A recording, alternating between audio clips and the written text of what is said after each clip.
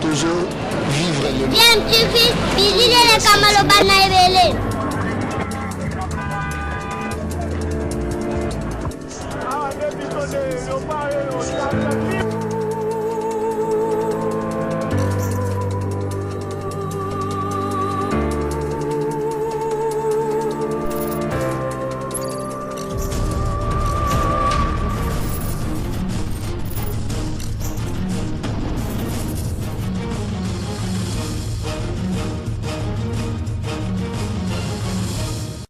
tu vis toujours en enfant. Vi mbote na bino esengoza ya biso ya kubake bozali ebele bozali kolanda biso na ngonga oyo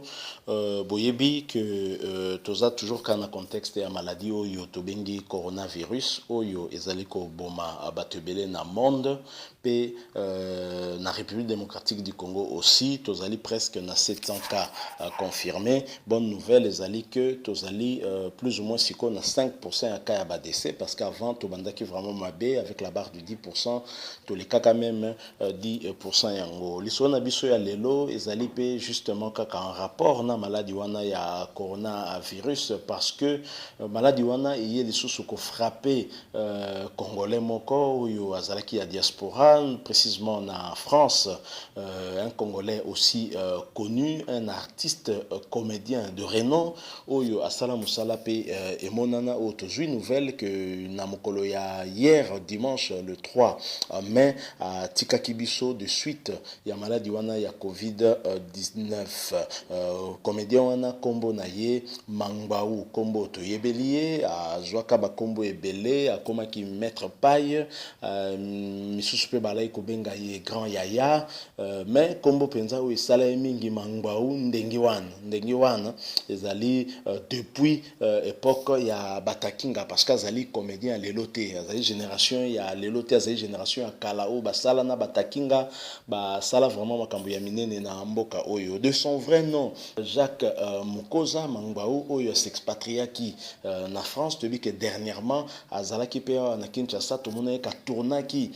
ba théâtre Msunde to benga ango avec ba poulain na ye oyo ya bimisa neti ba esobe et c'est pour ça qui peut en tout cas ba balandi na bango ebele ba bisonyo surtout o to landaka ba comédien na biso to sepela na bloko ba salaka. Alors information na ndenge to zu yango et pesi vraiment pas si mingi je vous propose moi vidéo oyo muke oyo pe to zu yango ndenge zali kaka information ko circuler na milieu ya biso ba congolais pour ezali ko confirmer qu'effectivement Mangbaou azali société mais bien sûr to moni nzo to na été mais nous avons vu un corps au basale ko bimisa na kati ya cercueil pe ko kende visiblement nzoto ya Mangbaou Jacques Mukoza dit Mangbaou ndenge wan maître paille topé les sous grand yaya zakina ba surnom et belé. Merci beaucoup. Je rappelle que Bozolanda DMTV coronavirus c'est réel to père d'artiste ya munene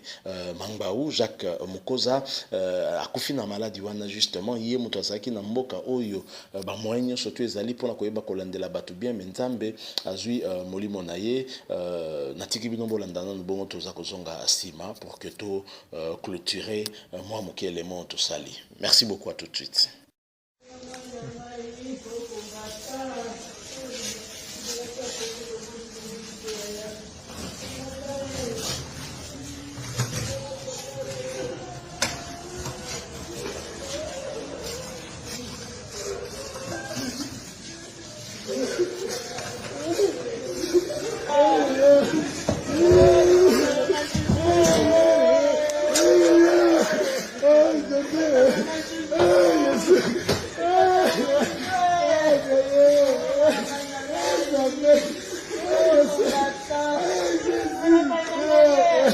Voilà, merci beaucoup. Bouti kolanda wana vidéo bomoni wana na kati ya cercueil wana vraisemblablement ezali maître Painda zali na kati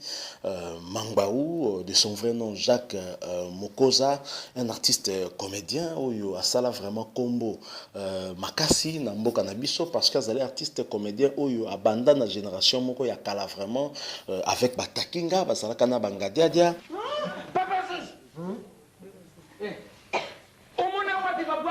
Ya mwasi na balabala.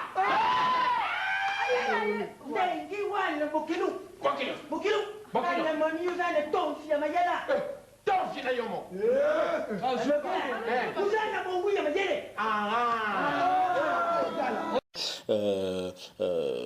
oyebi baartiste comédien surtout babandaki na époque wana bazalaki na batalent ebele bazalaki kaka na talent ya comédie te bazalaki mpe na musique na nzoto na bango parce que mosala balaki kosala ezalaki kotambola na musique et d'ailleurs même Mangbaou à un certain moment ayaki mpe kobimisa même na album je crois ou tout du moins nzembo on se rappellera par exemple na nzembo moko oyo moi refrain ezalaki en swahili azalaki koyemba boye minachoka e minachoka e minachoka e minachoka maman donc azalaki na batalent ebele ezalaki kaka ya comédie te comprenez un peu toza un peu ému parce que tango tozwi nouvelle wana esali que basouvenir ya bomona na biso ebandi kozongela biso nde tozali komona bango takinga kosala comédie na bango bazali kosala wana un peu comédie musicale na bit vraiment tendeni kobenga ngo mais ezalaki vraiment bongo ils étaient très professionnels na tango wana vraiment donc contrairement na baozo sala malé où technologie est comme très avancée où il y a beaucoup plus de moyens mais nous remarquons un manque de professionnalisme na musala zo sala malé to éviter ce qui plus tozali ko avancer na ba pays africains notamment la République démocratique du Congo plus bassesse ezako kota plus hauteur ezako kita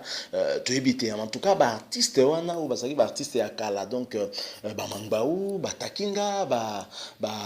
Ngadiadia notamment ba sans souci ba Kimbantseke ezali ba artiste moko oyo ba Mangobo pardon ba Lokuli père son âme ba Ngaloufar liste wana ezala vraiment moulaï mais toko ke na moulaï mingi te boyebi trio da soufa pe les susu bazali ba artiste moko oyo talent ezala ki mingi pe musana bango mingi ezali kozala kaka associé na vraiment na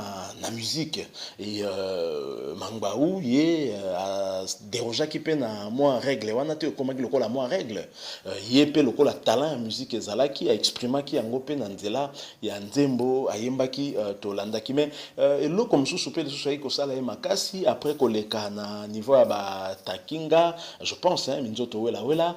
toaki komona sanganaki na Ngadiadia bien sûr Ngadiadia azalaki leader ou basalaki ensemble Chic Choc Loyenge toyebi lolenge nini groupe théâtral wana esalaki vraiment pagaille on a Kinshasa donc na tango wana ba vie de loin bazate na tango wana ba isobe bazate sa ikutu donc sango oyo kango wapi ba kadiombo to ba bangote kadiombo wana za peut-être na Katanga nanu mais Chic Choc Loyenge yangadia avec ba Mangbaou et salaka vraiment pagaille munene na Kinshasa wa batu ebele ba soka ba premier soin ba deuxième soin na nzela ya comédie et eux zalaki anti stress munene na époque wana beaucoup remarqué que AVC zalaka penzate parce que batu bazali ko seka moko ya bio donc mettre pas isoko tali kaka bukani talinga dia de bukani bien sûr bazana na bana na bango bazako landa nzela na bango lelo tant bien que mal malgré que peut-être neto lobby moi professionnalisme wana diminue moi moké moyen pesa lisu ndenge zaki ya kalaté pouvoir d'achat est diminué ça dit que et ça dit que comédien soko vivre vraiment beaucoup plus mal même si c'est vrai aussi ba comédien tango ya kalawana peut-être na vie normale nanda kokolia ezaki nango bazo se retrouver mais que vision peneza la ke loko pena musato sa le kopé sa biso mbongo zaka bongo te très souvent chaîne nationale ORT à l'époque yende azalaki ko utiliser ba employé na yekaka comme comédien par exemple tout le monde est un groupe Salongo où la plupart y a acteurs on a bazalai kaka agent il y a OZRT ou le comment RTNC vraiment sangoane et pas si mais mettre paille nanga dia à un certain moment et simba quitté ayeko kabwana nanga dia yepe ayeko sala groupe na ye amemi moi ndambu ya kombo ya Chic Choc Loyenge atikeli ngadia Chic Choc Loyenge ye ayeko sala pe Loyenge oya ye nakati wana azalaki obligé à recruter ba comédien ebele pour que permettre na ye pa ko asseoir groupe na ye ayaki pe effectivement ko kovandisa yango tomonaki na nzela na ye abimisaki en tout cas ba comédien ebele et parmi ba comédien wana oyo asalama pena makasi toyebi ke ezali esobe mais esobe asalaki ka ye moko te na groupe wana ya nouvelle loyenge donc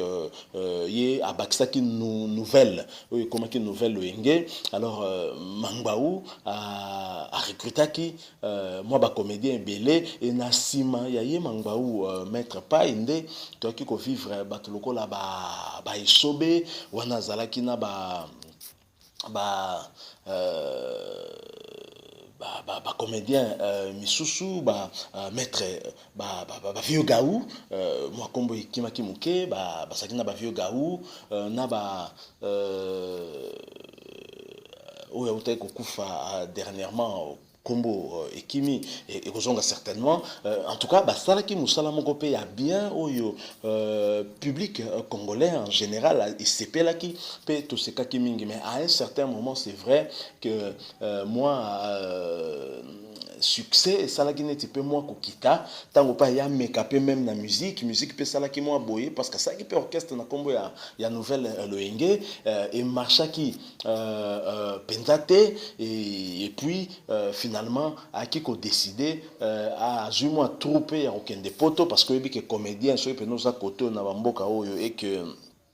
théâtre ils sous pena ko pesa te mon succès diminué au si là à un niveau mon corps sakanate ko kufa vaut mieux na se retrouver peut-être na Europe et pas y puis moi niveau de vie et ça moins bien on a quand même qu'on se retrouver à ta ce qui nazali ko ça na théâtre c'est ainsi qu'il a se retrouver qui na poto mais musa na théâtre tika kité ça yemo côté ça alanda batuloko la